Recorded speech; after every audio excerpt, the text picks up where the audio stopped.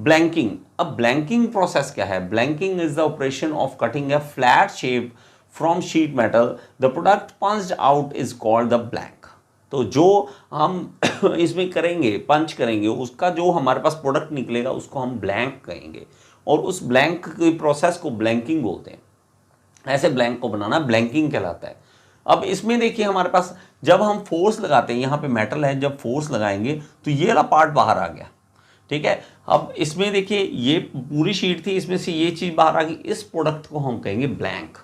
और ये हमारे काम का है, ये हमारे काम का नहीं है, समझ रहे हैं? जैसे आपने देखा होगा कि बड़ा सा पीस अगर हमारे पास है कि हम एक डिज़ायर्ड शेप लेना चाहते हैं, कि कागज़ हमारे पास है, उसमें से जो जो हमें कटिंग चाहिए कटिंग ले लेते हैं और बाकी पेज हम फेंक देते हैं। छोटे होते बचपन में ये ऐसी काम बहुत करते थे।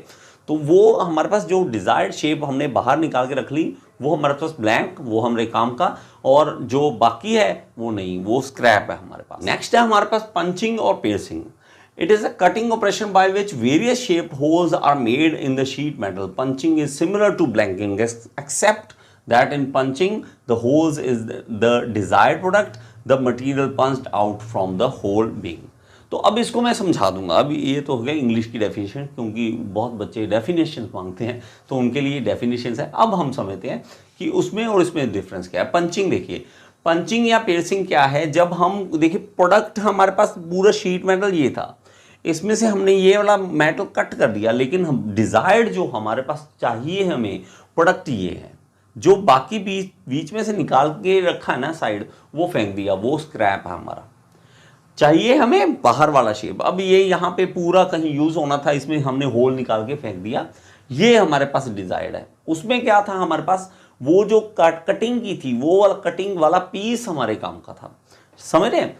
तो आप पियर्सिंग को आप बड़ा, पंचिंग या पियर्सिंग को आप बड़ा इजी वे से समझ सकते हो और हमेशा के लिए याद रह जाएगा। आप हमेशा ये चीज़ याद रखना, कान की पियर्सिंग कराते हैं ना लोग, पियर्सिंग कराते हैं, तो अभी ये जो पियर्सिंग हो गया, जो पीस यहाँ से निकाल देंगे कान में से, वो हमारे काम का है नहीं ना, वो हमारे काम का नहीं, वो स्क्रैप है।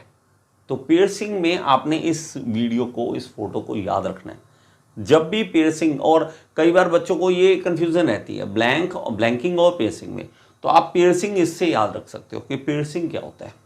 ओके, यहाँ पे देखो, अब इसमें ब्लैंकिंग और पियर्सिंग दोनों का जो अलग अलग कैटेगराइज किया है। तो ब्लैंकिंग में हमारे पास ये वाला डिजायर्ड है और बाहर वाला ब्लू वाला जो है वो स्क्रैप है, ठीक है। बाहर वाला ब्लू वाला जो है वो स्क्रैप है। यहाँ पे क्या है, यहाँ अंदर वाला स्क्रैप है और बाहर वाला जो है वो वर्कपीस हमें चाहिए, या पियर्सिंग, ये ब्लैंकिंग। तो दोनों में डिफरेंस है, इजी है, ये डिफरेंस है दोनों में।